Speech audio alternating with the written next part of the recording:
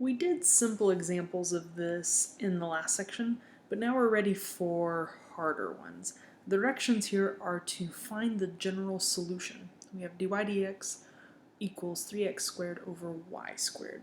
And what we did in the last section is we multiplied the dx over and then integrated both sides.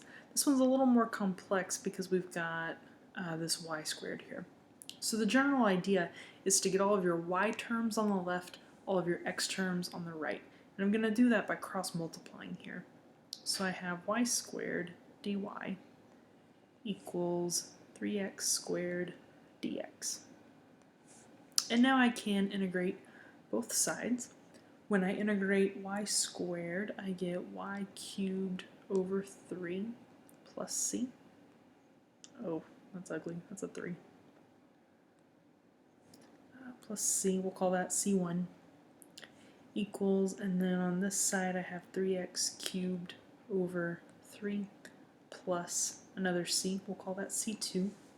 And what I do is I take this c1, subtract it over to this side, and I think we talked about this last time, c2 minus c1 is still just a constant, so we generally skip this charade and just call this c over here on the right. So what I have for my final answer is I have y cubed over 3 equals, those 3's cancel out, so I have x cubed plus c.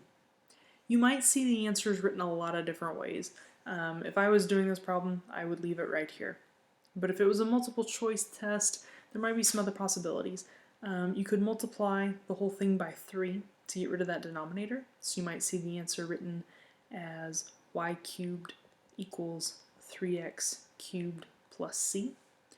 You'll often see it written to where it's solved for c. So this could also be written as y cubed minus 3x cubed equals c.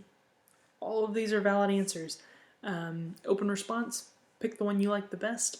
If it's multiple choice, don't give up if you don't get an answer choice. But you usually won't see these solved for y unless it's just really convenient. Let's do another one. Y prime equals negative 8 cosine of pi x, and again the solutions are to find the general solution to the differential equation. And the first thing I want to do is I want to rewrite this. This is y dy dx equals negative 8 cosine of pi x. It helps me to rewrite that because it gets me in the mindset of, yeah, I need to move this dx over so that I can have my y terms on the left, x terms on the right. So I have y dy equals negative 8 cosine of pi x dx. And when I have all my y terms on the left, x terms on the right, I'm ready to integrate both sides. And so I have y squared over 2 equals, and then to integrate this one, I technically have to do some u substitution. I have to say u is equal to pi x, and so du is equal to pi dx. So dx is equal to du over pi. And so let's rewrite this a little bit now. I've got, oh no, I need to add a slide. Bear with me, it's going to get crowded. So I'll have negative 8 over pi times the integral. Remember, all this now is just u, there's du.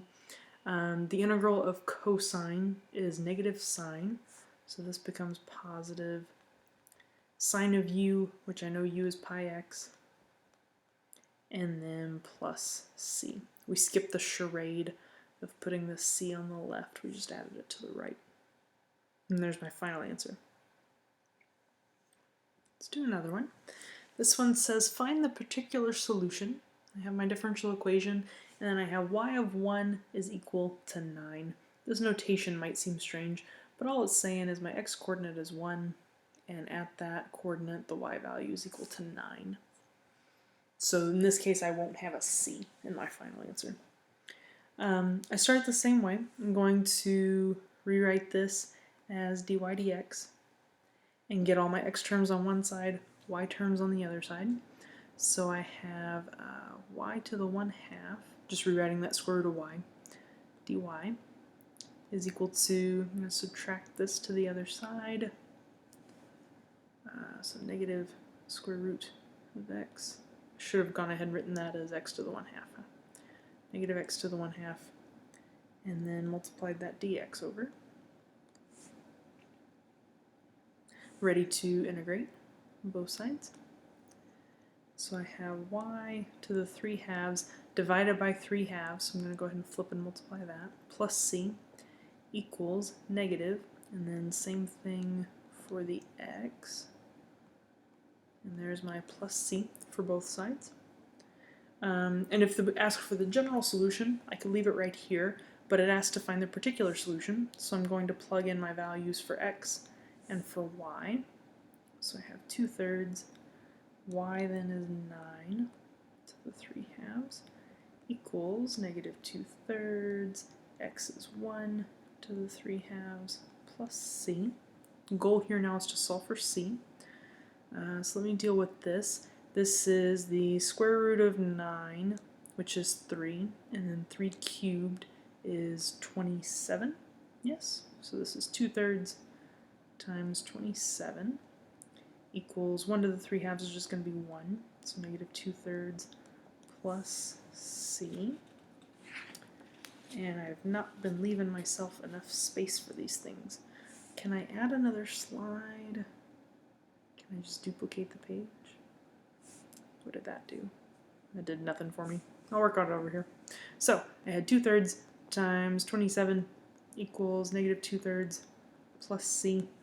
So this is 54 over 3 equals negative 2/3 plus c. If I add my 2/3 over, that gives me 56 over 3, which I do not believe simplifies. And so my final answer then is 2/3 y to the 3/2 equals negative 2/3 x to the 3/2 plus 56 over 3. Open response, leave it just like that. If it was a multiple choice, don't despair. If that's not the exact answer you get, it might have been written in a different way. Let's go back to that problem we skipped right here. We've got another one. It says find the particular solution. I have my differential equation, and then this is some strange notation, right? This is just backwards from how we're used to it. This is my y value, and then there's the x value at that coordinate. So this coordinate point would be at 1, 0. Don't let that flip in the notation throw you off. So just like always, let's get all of my y terms on one side and then x terms on the other side. So let's see, I can move dx over here, but then I'll have to divide by y squared. Hang on. This is a typo. This was not going to go well at all because we've got a typo. Bear with me, this is so unprofessional. Here, this was strange, right? And it's because this was strange. This should have said dx over dy equals xy sine of y squared. The point was for it to be backwards, and I didn't type it correctly. Blast. Anyway, so if this is dx over dy, and then this is my differential equation, now let's go ahead and, same process, right? It's strange that it's flipped over, but that's okay. Strange process. We're going to put all of our y terms on one side, x terms on the other side. So I'm going to take this dy, multiply it over here. So I have dx equals xy sine of y squared dy. And then all I have to do is move my x term to the left, so I'm going to divide both sides here by x. And so what I have is I have 1 over x dx equals y sine of y squared dy. Take the integral of both sides. I know the integral of 1 over x is the natural log of x. And then back here, I'm going to have to do some u substitution. Let's see what I can do here. I can say u is equal to y squared, so du is 2y dy, and so dy is equal to du over 2y. And so when I sub that in, I'll have the integral of y sine of u, and then this is du over 2y. And so my y's are going to cancel out, and I'll have a 1/2 out front here. So I have, when I integrate that now, I'll have 1/2, where am I at here? Yeah, so the integral of sine I know is negative cosine, so negative cosine of u, and then we said u was y squared. Sorry about all the flipping back and forth here, but I think we're almost to the finish line. There's my integral, but I'm asking for the particular solution. And remember, I had that point. It said that x of 0 is equal to 1. So 1, 0. There's my coordinate points. So now I can plug in those numbers and solve for c. So the natural log of 1 equals negative 1/2 times the cosine of 0 plus c. The natural log of 1 is 0. The cosine of 0 is 1. And so I get that c is equal to 1/2. And I just go back and write my answer pretty. The natural log of x is equal to negative 1/2 cosine of y squared plus 1/2.